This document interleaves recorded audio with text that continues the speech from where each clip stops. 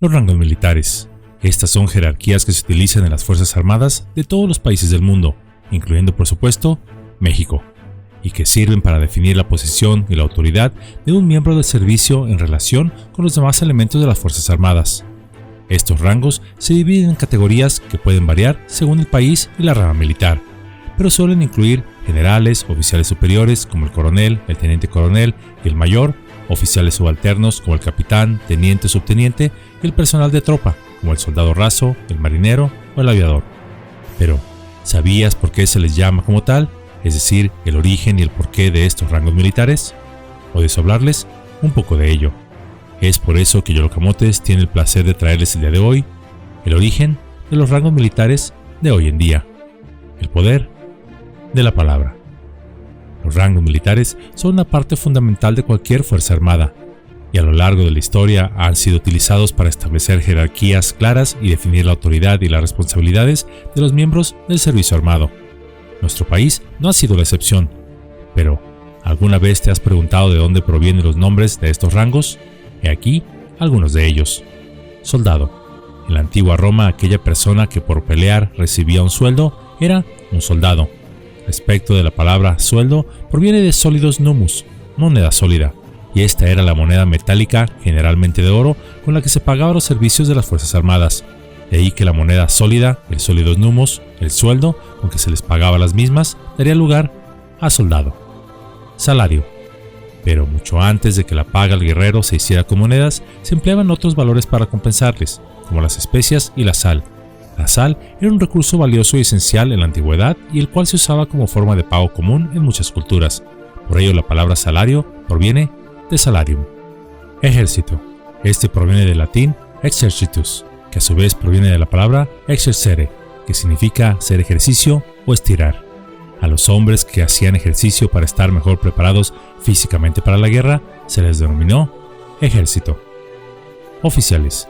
A su vez, los cuerpos de combate en la antigua Roma se dividían en dos grandes conjuntos. De un lado, aquellos que eran reclutados de manera temporal y del otro, los que lo hacían de manera voluntaria, constante y profesional.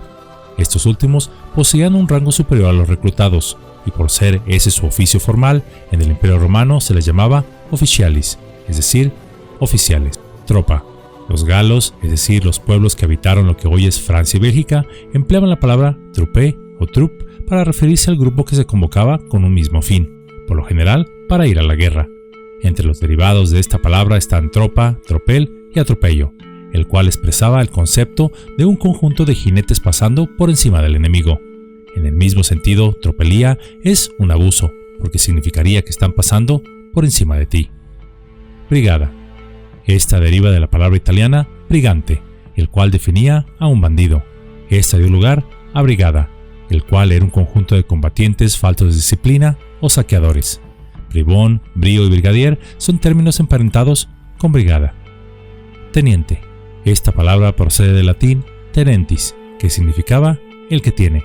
Teniente es la manera abreviada de lugarteniente, que provino de la unión de lugar y teniente, y que significaba el que tiene lugar, ello en el sentido de poder y autoridad. Coronel. Esta palabra procede del italiano colonnello. Esta locución italiana designaba a quien comandaba una colonna o columna. Hoy corresponde a un oficial que manda a un regimiento. Cabo y capitán. Ambos hacen referencia a caput, cabeza, por ser quienes se hallan a la cabeza de una formación. Decimos caput en latín, Kopf en alemán y chef en francés, y de donde nació la palabra en español, jefe. General. Esta palabra procede del latín generalis y de genus, que significa linaje. Originalmente significaba todo el género.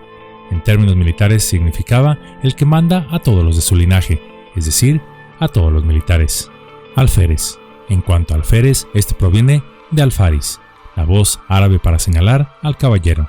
Sobre el caballero debemos decir que era aquel que tenía el privilegio de combatir montado a caballo, y tal condición lo ubicaba por encima en la escala social.